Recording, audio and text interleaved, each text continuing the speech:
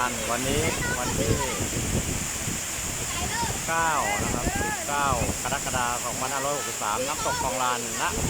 วันที่19กรกฎาคมนะเวลา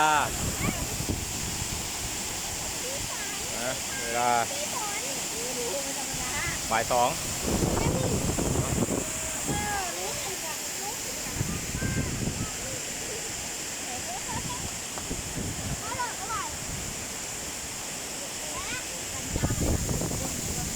นี่นะ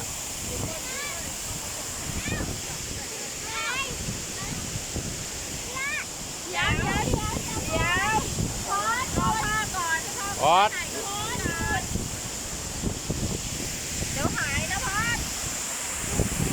เวลาพ่อก่อนพอด ห้ามเล่นน้ำนะยุคโควิดห้ามเล่นน้ำ